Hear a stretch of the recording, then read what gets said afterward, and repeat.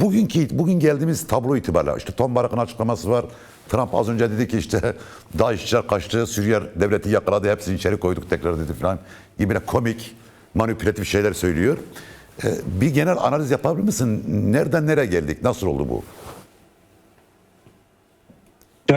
Sayın programında da daha önce defalarca konuştuğumuz bir meseleydi bu. Orta Doğu konjonktürel olarak sürekli değişen, yerinde duran, sabit olan bir yer değil. Sürekli değişen ve farklı güçlerin, farklı aktörlerin rol aldığı ve kendi politikalarını ve siyasetlerini hakim kılmaya çalıştıkları bir alan. Doğal olarak orada her gelişme, zincirleme başka şeylere yol açabiliyor. Burada da buna benzer bir durum görüyoruz ki Tom Barak bugün bunu çok uzun ve çok net ve sari şekilde anlattı aslında. Neden konjonktürün değiştiğini ve ne olduğunu bize ifade etti. Bunu saklama ihtiyacı da duymadı Tom Barak. Çok rahat ifade etmiş. Ben o şeyi okudum, açıklamasını okudum ve buradan çıkarttığım bir sonuç var. Bu çıkarttığım sonuç şu: SDG ile olan ilişkilerini ya da SDG üzerinden kurdukları, bölgede kurdukları güvenlik hattını, özellikle IŞİD'e karşı savaşta kurmuş oldukları güvenlik hattını tamamen HTŞ'ye teslim etme temelli bir anlaşma yapıldığını görüyoruz. Bu anlaşmanın bir ucunda Türkiye var, bir ucunda İsrail, bir ucunda Amerika olduğunu görüyoruz. Evet. Özetle Türkiye, özellikle HTŞ ya da Şam hükümeti İsrail'e Suriye'nin güneyini vererek karşılığında Kürdistan yani Rojava'ya bir savaş açma ya da onun desteğini alma hakkını kazanmış ve bu operasyonda Türkiye yöneterek burada bir zafer kazandırmaya çalışıyor Şara'ya. Yani Suriye'nin güneyini İsrail'e veren ve prestij kaybeden liderliğini, yani Şara liderliğine Kürtlerle savaştırarak ya da Kürtlere karşı savaştırarak bir komutan imajı yaratmaya, lideri yaratmaya çalışıyor bir yandan da. Ama bunun başarılı olma şansı var mı? Bir yanıyla evet var, bir yanıyla da yok. Niye var diyorum? Eğer burada Rojava'ya dönük olarak Kürt halkı güçlü bir direniş ortaya koyamazsa evet böyle bir şansı var. Ama güçlü bir direniş var şu an sahada. Dünyanın her yerinde Kürtler ayağa kalkmış durumda. Çünkü Rojava Kürtlerin bam teli gerçekten. Yani 15 bin evladını toprağa verdiği bir direniş yeri ve ülkesi daha doğrusu ya da vatanı öyle diyeyim ya da yurdu. Bu yüzden de önemli. Buradan bakarsak aslında HTŞ Ankara'nın JITEM'i rolünü oynuyor Kürtler üzerinde. Bunun altını çizmekte fayda var. Geçen yüzyılda Kürtlere karşı kullanılan JITEM şimdi HTŞ üzerinden farklı bir forma değiştirilerek Kürtlerin üstüne savunmuş durumda. Bu yüzden HTŞ'yi Ankara'nın JITEM'i olarak biraz tanımlıyorum. Öte yandan AKP kendi hayalindeki Türkiye'yi de Suriye'de kurmaya çalışıyor. Bu da önemli bir başlık ve orada da onu kurabilmesi için Kürtleri orada aktör olmaktan çıkartmak zorunda bir yanına, ya bunu başarmak istiyorsa. Çünkü Türkiye onun antitezli Kürtler. Yani Türkiye'nin AKP'nin kafasında kurmuş olduğu Türkiye'yi Suriye'de kurabilmesi için Kürtleri ortadan kaldırması gerekiyor. Aslında böyle düşünüyor birazcık. Ama neden böyle düşünüyor? Çünkü Kürtler bu projenin antitezini oluşturuyorlar. Yani demokratik bir yapıyı orada kurdukları için, daha özgürlükçü, daha demokratik bir yapıyı kurdukları için ve haklar temelinde bir yapı kurdukları için bu göze batıyor. Yani bir çıban haline gelmiş durumda. Ama dediğim gibi henüz de bunu da söylemek lazım. Henüz aslında savaş başlamadı bu yanıyla. Türkler şu anda direniyorlar. Asıl savaş henüz başlamadı. O yüzden bugün Murat Karayal'ın ifade ettiği uzun vadeye yayılacak bir anlayış ifade etti Murat Karayal. Ben de buna katılıyorum. Çünkü henüz başlamış bir şey değil. Sabırlı bir direniş. Bölgede savaşı ne kadar ya da direniş ne kadar uzatırsanız o kadar şartlar ve konjonktür değişebilir. Karayla söyledi tabii, sabırlı bir direnişten bahsetti. Yani uzun elime yayılabilecek. Evet. Çünkü bu işin şakası yok. Şöyle düşünüyorlar işgalciler. Öyle gireriz alırız diye düşünüyorlar. Karşılarındaki gücü küçümsüyorlar ama biz biliyoruz ki dünya tarihinde çok vardır bu tür örnekler. Çok büyük ordular, çok küçük ordular yenilmiştir. Hep hatırlatıyorum Waterloo Savaşı'nı. Koca Napolyon çok büyük bir orduyla bizim şu anda televizyon yayını yaptığımız yerden 80 kilometre ötedeki Waterloo'da daha çok, sadece çok az bir İngiliz ve Alman askeri ordusuna karşı yenilgi aldı ve Napolyon tarihin en büyük yenilgisini aldı. İşte Hitler ordular Barbaros hareketi dedikleri bir harekette iki koldan Sovyetler Birliği'ne saldırdılar. Bir kolu 1,5 milyonluk bir ordudan oluşuyordu ve Leningrad'ı kuşatmaya aldılar. Kuşatma 1,5 yıl sürdü. İnsanlar sokaktan cenazelerini bile kaldıramadılar ama sonuç olarak o kuşatmayı Leningrad halkı kırdı. Çok az sayıda savaşçıyla. Daha sonra bunu Stalingrad'da gördük. Orada da 1,5 ve 2 milyonluk bir orduyla Stalingrad'ı kuşatma aldılar.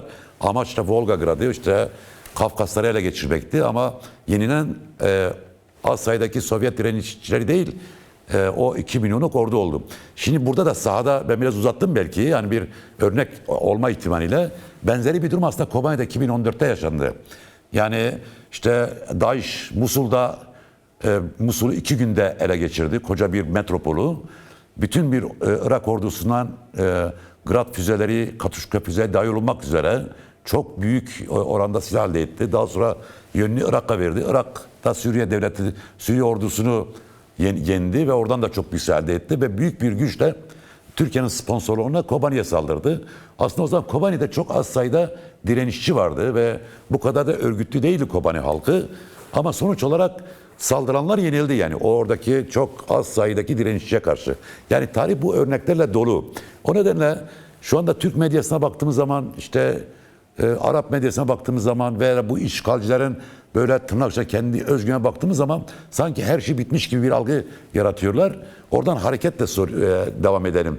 Yani neden bu savaşın sonucunu sadece işgalciler veya sadece üstün olanlar belirlemez? Diğer başka ne faktörü bunu belirler? Yani meşruluk çok önemli bir şey Cahit. Gerçekten yani bir savaşın meşru belirleyen aslında meşruluğu, yani haklılığı aslında belirliyor. İkincisi örgütlü olması belirliyor. Üçüncüsü bir bütün olması, yani koordine edebilmesi, bir gücü koordine edebilme yeteneğine sahip olması belirliyor. Ama temel bence şey meşruluk. Burada Kobani'de de IŞİD meşru değildi ve yenildi. Şimdi de HTŞ meşru değil ve kazanamayacak bu savaşı. Ben bunu çok net olarak söylüyorum. Peki neden bunu söylüyorum? Çünkü karşıda bizim anladığımız anlamda bir düzenli ordu yok. Farklı cihadist yapıların farklı yerlere bağlı şekilde hareket eden ya da farklı güçlere bağlı şekilde hareket eden yapılar var. Yani bu anlamda bir şeyin de bir avantajı var. SDG'nin de bir avantajı var. Çünkü karşısında bir ordu yok. Bunların birçoğu gerçekten paralı asker ya da Türkiye'nin beslediği paralı güçler. Bir kısmı başka güçlerin beslediği ya da başka güçlere çalışan ya da onların politika ve siyasetine uygun hareket eden yapılar. Dolayısıyla karşımızda Kürtlerin karşısında, SDG'nin karşısında bütünlüklü bir ordu olmadığını da görüyoruz. Ki en temel özelliği bence meşruluğunun olmaması. Haklı olan halk savaşının, yani o temel strateji oradan söyleyeyim. Yani halk savaşı veren bir yapı var. Rojava bu halk savaşını veriyor. Bütün halk bu savaşın içerisinde ve temel bir vatan savunması yapıyor olması, yani ulusal temelde bir şeye de üzerine de inşa oluyor bu savaş mücadele. Aynı zamanda bunun da meşru olması diyebiliriz. Evet. Peki şimdi bir son dakika gelişmesi tekrarlayacağım çünkü durum netleşiyor bu Kamış'taki saldırıya ilgili. Türk devletine bağlı evet insan hava araçlarıyla mesulen ve sanayi bölgesine 2 saldırı yapılmış. Ayrıca bir motosikletle şeyde patlatılmış. Yani hastanede az önce söyledim göz hastanesine patlatılmış. Herhangi bir insan kaybı yok. Şimdi tabii bu akşam aynı zamanda Kızman'daki da bombalandı Türk Savaş Uçakları tarafından, böyle bir bilgi vardı. Şimdi tabii garip bir durum da var Akın. Şimdi Şam'dakiler ikide bir projesi öneriyorlar. İşte hadi gelin anlaşalım. Ateşkes ilan ettik diyorlar. Ama hemen onun peşinde çok vakit geçirmeden 1-2 dakika, yani şeyde değil yani. Mesela bu akşam Kamışlı saat 20'de başlayacaktı ateşkes. Evet. 20'yi bir geçe saldırı yaptılar. Yani hiçbir ateşkes olmadı. Bunu nasıl okumak gerekir? Yani bu bir tansiyonu düşürmek hikayesi midir? Bu bir halkla ilişkiler, küresel çapta bir halkla ilişkiler çalışması mı yapmak istiyorlar bunlar? Yani yükselen tansiyonu düşürmek, Rojava'ya yönelik dayanışmayı kırmak, işte küresel vicdanın harekete geçmesi, önlemek, bakın işte çözüyoruz gibi bir algı oluşturmak mı istiyorlar buradan? Cahit, bence hepsi bunun içerisinde ama şunu unutmamakta fayda var. Dediğim gibi karşımızda bütünlüklü bir güç yok. Farklı güçlere emaneti olan ya da onların silahı olan güçler var karşımızda. Doğal olarak Şam'ın da çok meseleye hakim olduğunu düşünmüyorum açıkçası.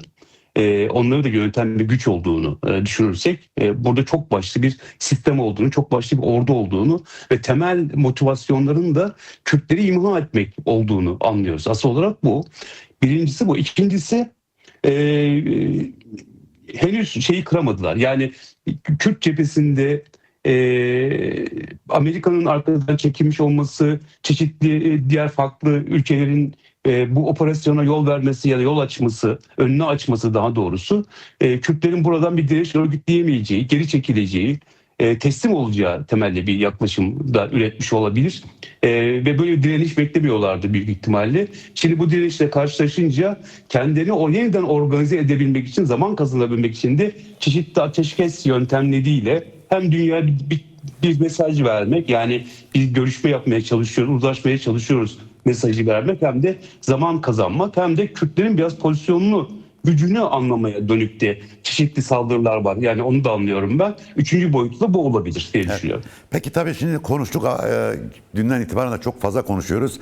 Özellikle dün işte SDG Genel Komutanı Sayın Mazlum Avdi ile o çetebaşı Colani arasında yapılan görüşmenin sonuçsuz kalmasından sonra işte Suriye Demokratik Güçleri ve Rojava direniş kararı aldı. Bu direniş kararının ilanından sonra özellikle Güney Kürdistan'a, Başarı Kürdistan'da, yani hem Kürdistan Yurtseverler Birliği hem Kürdistan Demokrat Partisi'nin egemen olduğu şehir ve kasabalarda yani fark gözetmeksizin yüz binlerce insan bir anda sokağa çıktı. İşte Süleymaniye'de insanlar Rojava akın etti. Hala da Haviler'de gösteri var. Birçok şehirde bu gösteri yayılmış durumda. Kuzeyde zaten var gösteriler. Bir de Avrupa'da benim mesela görmediğim kadar, örneğin Oslo'da binlerce insan yürüdü. Şimdi burada tabii bir Rojava Kürt Birliği'nin, Kürt Ulusal Birliği'nin artık mayası mihenk taşı haline geldi diyebilir miyiz? Buradan sonra Kürtler yeni bir aşamaya mı geçiyor? Yani Kürtlerin Orta Doğu'daki varlığı, siyasetteki yeri, aktör olma durumları, kendi evinin içini düzenleme, buradan bir savunma gücü çıkartma, işte Rojava'yı koruma, Federal Kürdistan'ı koruma, yarın mümkünse Rojava Kürdistan'da, Doğu Kürdistan'daki devrime katkı sunma, kuzeye statü kazandırma, buradan itibaren yeni bir durumla karşı karşıya mıyız? Bence bu çok mümkün, çünkü çeşitli engeller hep oldu, biliyorsun. Bu birliğin sağlanamaması için çok farklı güçler de aslında araya girerek bu şeyi aştılar. Yani aradaki farklılıkları çok fazla büyüttüler. Ama Rojava'nın şöyle bir özelliği var Cahit. Rojava tüm Kürtler için bir moral gücü. O yüzden de çok hedefte. Bütün hem doğusuyla, batısıyla, güneyiyle, kuzeyiyle bütün Kürtler Rojava'da çok büyük bir moral değer ürettiler. Yani IŞİD'e karşı olan savaşta 15 bin tane gencini toprağa veren ya da savunarak toprağa veren bir moral güçten bahsediyoruz. Bu bence bütün Kürdistan'daki bütün herkesi etkileyen bir durum ve derinlerde saklanan da bir şey bu. Yani insanlar derinlerde hala bu direniş ruhunu, orada yaşananları hatırlıyor ve onları almış bir yere koymuş ve şimdi tekrar bu harekete geçiyor. Evet, bu ulusal anlamda dört parçada da birçok yapıyı bir araya getirecek bir motivasyonu, bir gücü oluşturabilir. Bir yandan da konjonktür olarak hem yeni gelişen somut durumun da herkesi tehdit eder hale geldiği gerçeği de var. Çünkü bir yandan da bir Arap milliyetçiliği kışkırtıldığını ve sonuç olarak bunun bir biçimiyle Kürtlere ucunun dokunacağını da herkes bir biçimiyle görüyor. Yani sadece Rojava ile ilgili değil burada sorun. Daha büyük bir yangın ve daha büyük bir çatışma alanları üretilmeye ve bunu da Kürt ve Arapları karşı karşıya getirerek, bunun üzerinden de milliyetçilik üretilerek, özellikle Arap milliyetçiliği üretilerek bölgede bir Arap koridoru oluşturulmaya çalışıldığını da söyleyebiliriz. Bence bu bütün parçadaki herkesi, bütün Kürtleri de rahatsız eden bir durum.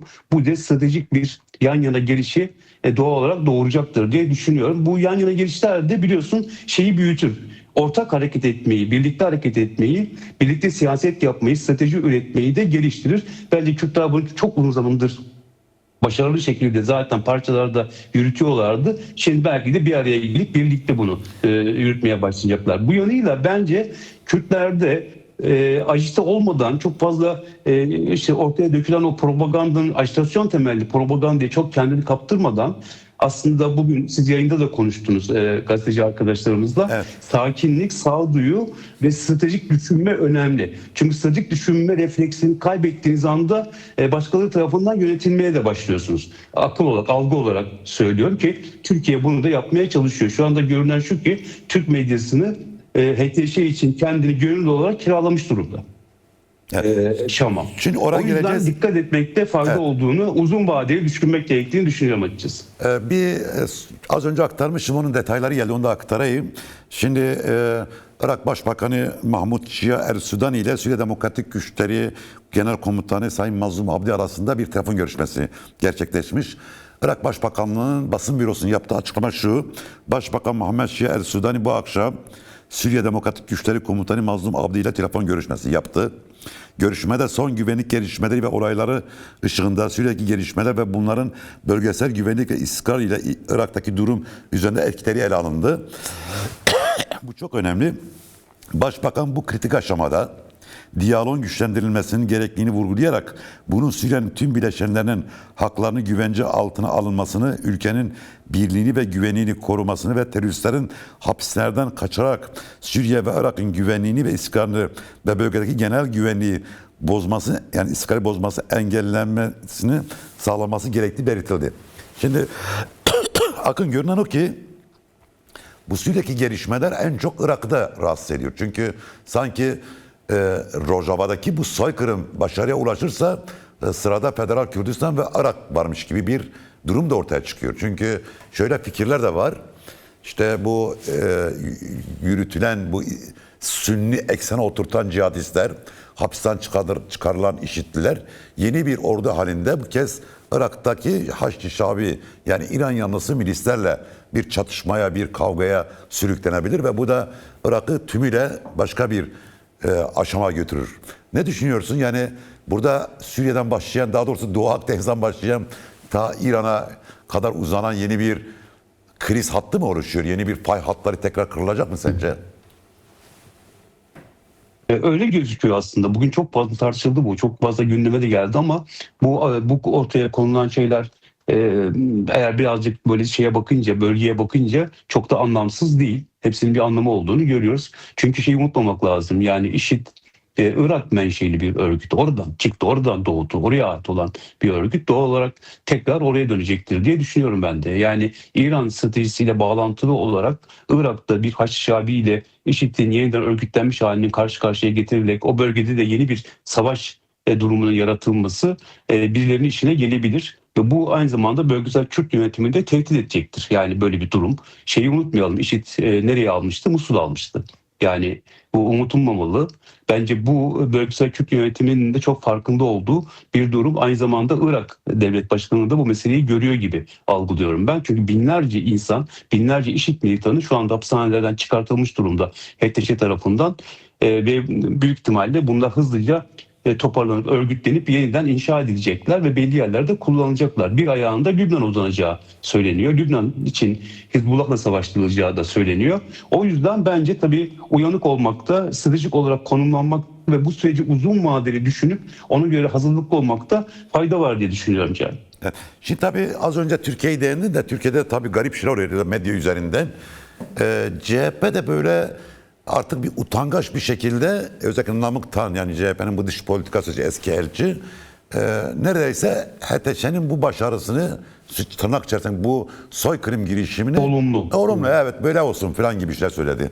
Şimdi bu Türkiye'deki sekülerler, laikler, işte Kemalistler, neyse ulusalcılar, bunun yanında muhafazakarlar, işte dini Müslümanlar, ne diyelim, işte Türkiye toplumu, devleti yönetenler, muhalefet kesimleri bu meselenin ne kadar büyük hartlarını kırdığının farkında değiller mi, yoksa gerçekten Kürt düşmanlığı artık böyledir, yani bunu kabullenmemiz gerekiyor. Yani burada bu toplumun siyasi elitleri, aydınları, entelektüeli, çok küçük bir azınlık dışında hepsi Kürt düşmanıdır. Böyle mi düşünmemiz gerekiyor?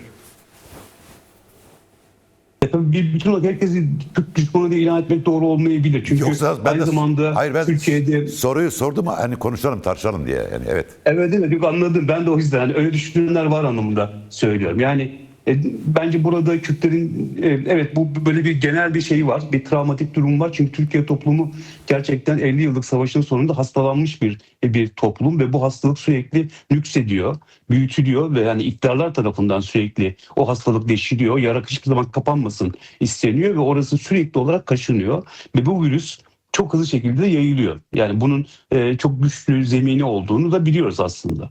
O yüzden işte bir marmelat olma hali de var. Geçen gün birisiyle söyledim. Yani kafaların marmelat olma hali iktidarın başardığı önemli şeylerden bir tanesidir. Herkesi Kürt fobisiyle hastalandırmış, işte içini boşaltmış, entelektüelini ortadan yok etmiş, aydınlığı ortadan yok etmiş. Ya onları da içini boşaltmış. Bir sistem kurdu AKP iktidarı ve bunun da biraz sonuçlarını yaşıyoruz. Yani Türk aydını da örgütlü değil, Türk aydını da eskisi gibi değil artıklarıyla. Ya da Türk entelektüelleri de çok zayıflamış, çok gerilemiş durumda ve bu boşluğu doğal olarak AKP yani iktidar anlayışı dolduruyor ve orayı sürekli besliyor ve büyütüyor. Ama biz anlıyoruz ki her koşulda ve ne zaman Kürtlerle ilgili bir sorun gündeme gelse Türkiye aydınında ciddi bir sıkıntı baş gösteriyor. Hemen o aşağıda derinlerde olan şövenizm bir yerlerden fırtlamaya başlıyor da kendisini iktidara yakalattırıyor. Yani devlete yakalattırıyor ya da kullanışlı hale.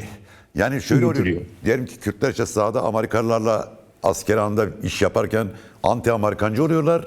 Eğer Amerika Kürt soykırımına göz yumarsa, o yol açarsa, alan açarsa birdenbire Amerikancı Trumpçı oluyorlar. Yani garip bir ruh hali yani. Bu bir toplum içinde çok sağlıklı Evet, bu garip bir ruh hali değil mi? O yüzden bana şey geliyor. Yani bu bir çok travmatik, tabii şövenizm ve milliyetçiliğin ne kadar hastalandırıldığı, ne kadar hasta hale getirildiği, toplumun ne kadar hasta hale getirildiği ve kuşaktan kuşağa da nasıl bunun geçtiğini görüyoruz. Aslında bu çok korkunç bir durum bu yanıyla. Kafalar da çok karışık. Kimin ne düşündüğünü, ne söylediğini de çok fazla anlayamıyoruz bu arada. Yani dün yanında olanın bugün karşında olduğu bir pozisyon var gerçekten. Ya da dün size Kürt meselesi anlatanın bugün Kürt nefretiyle size yaklaştığını görüyorsunuz. Çok absürt bir durum da var. Bu biraz Türkiye toplumunun gerçekliğini de, Türkiye devletinin kendi gerçekliğini de ya da toplum büyüklük olarak gerçekliğini de birazcık gösteriyor. Ve tehlikeli bir durum bu aynı zamanda. Peki. Ve elbette ki buraya seslenmek, burayı dönüştürmeye, kendi özgürlüğü içerisinde o özgürlük duygusunu ya da aklını yeniden yaratmaya dönük de çeşitli politikalar geliştirmekte fayda olduğunu düşünüyorum. Çünkü burası sürekli kaşınan bir yer. Sürekli kaşınıyor. Ve sürekli Kürtlerin karşısına bir anlayış duvar olarak örülüyor ve bir derdi anlatmak çok zor oluyor. Duvara çarpıp geri geliyor çünkü. Buna karşı da mücadele etmek gerekiyor aslında açık olarak. Ve bu görev aslında bir yanda Türkiye aydınlarına düşer, Türkiye entelektüellerine düşer ama orası da boş maalesef. Ya orada da bir şey yok ya. Belki son bir soru değil ama yani bu devletin işte devletteki neyse şu anda Erdoğan'ın ve onun ekibinin işte Hakan Fidan'dır, Savunma Bakanı'dır, nedir, medyasının bu kadar açık, sınırsız, HTŞ gibi bir cihadist örgütü Kürtler üzerine sürmesi Türkiye Kürdistan'a, Türkiye'deki Kürtlerde devletle Kürtler arasındaki ilişkide nasıl bir sonuç üretecek? Yani burada nasıl kırılmalar olacak? Yani burada Kürtler devletten ayrışmaları daha da derinleşmiş olmuyor mu? Kesinlikle öyle olacak. Çünkü Türkiye aslında bir politikayı satın almış durumda. Evet. Ve bu politikaya çok güveniyordu. Büyük ihtimalle Rojava'nın çökeceğini, yani Rojava'nın düşeceğini düşünüyordu ve buradan yeni bir strateji geliştireceklerdi çok büyük ihtimalle. Özellikle Türkiye'de sürece dair de bir alternatif baskı sistemi oluşturacaklardı büyük ihtimalle ve süreci de baskılayacaklardı. Yani süreçteki masadaki eşitliği bozacak temelde ya da elini zayıflatacak temelde bir hat kuracaklardı. Bence Türkiye İsrail'in Gazze'de ve Lübnan'da yaptığını Türkiye HTŞ ve Şara üzerinden satın aldı ve bunu uyguluyor. Uygulamaya geçirdi. Ve hata yaptı diye düşünüyorum. Büyük hata yaptı. Ve buradan şimdi geri dönmesi de çok zor. Aslında dönebilir. Bu mümkün ama şu anda dumura uğramış gibi gözüküyor. Çünkü karşısında bir direniş cephesi oluştu ve dünyanın her yerinde Kürtler ayakta ve hatta 4 parçada da Kürt yapıları, siyasi yapıları da bu durumu destekleyen yani Rojava'yı destekleyen bir tutum içerisindeler. Bu da durumu sarsmış gözüküyor. Yani onları da sarsmış gözüküyor. Çok böyle bir şey beklemiyorlardı diye düşünüyorum açıkçası. O yüzden de savaşı henüz büyütmediler. Yani savaşı büyüterek burayı kırmak istiyorlar gibi algılıyorum. Yakın zamanda çok sert çatışmalarla karşı karşıya gelip kalabiliriz diye düşünüyorum. Evet. Ama öte yandan Türkiye'nin kendi iç siyasetinde mutlaka bunun yansıması olacak. Yani binlerce Alevinin katledildiği ve Alevilerin rahatsız olduğu, binlerce Kürdün rahatsız olduğu, milyonlarca Kürdün rahatsız olduğu bir tablonun iç siyasete yansımaması mümkün değil. Eğer AKP ya da Erdoğan kendisine bir gelecek düşünüyorsa artık bu biraz zor. Onu Zor. söyleyeyim. Yani Kürtlerle arasını açtığı, Alevilerle arasını açtığı bir duygusal kırılmanın bu kadar derinleştiği bir yerde kendisini yeniden Cumhurbaşkanı seçeceğini düşünüyorsa ya da buna da politika üretebileceğini düşünüyorsa birazcık yanılıyor. Yeniden durumu kurtarması lazım. Yani şu anda hızlı bir Kürtlerden yana tavır koyması ya da bir arabulucu rolü üstlenmesi ya da garantör rolü üstlenmesi ve iki tarafa da eşit yaklaşarak masaya oturtması gerekir bence. Yapması bunu gereken ama hala bu şansları var. Ama görünen o ki bu ihtimal bunu çok zayıf değil mi? Yani Türkiye'de böyle rasyonel. görünen o ki o ihtimal biraz zayıf. Evet şu anda zayıf gözüküyor. Ama görünen o ki bunun bütün- bedeli ağır olacak. Türkiye Evet. haklarına da ağır olacak. Neden diyeceksin? Çünkü bunun ekonomik yükü Türkiye haklarının üstünde yığılacak, bırakılacak. Bu yük olarak oraya gelecek. Ve kan ve gözdesi arttıkça çatışma daha çok derinleşecek. Bu duygusal kopuş daha fazla Evet, büyüyecek. peki bu- Öcalan'ın demokratik toplum ve barış paradigmasını da etkileyen aslında bir şanstı bu Türkiye açısından. Çünkü bir stratejik ortaklık öneriyordu Öcalan ve hem Türkiye'de hem bölgede hem de dünyada önemli bir atılımı da beraber getirecek yeni bir vizyon sunuyordu. Bu vizyonun yerine Türkiye başka bir şeyi satın aldı. Ve bunun da bedelini siyasetten, iç siyasette de hem yükleyecek hem de ödeyecek diye düşünüyorum.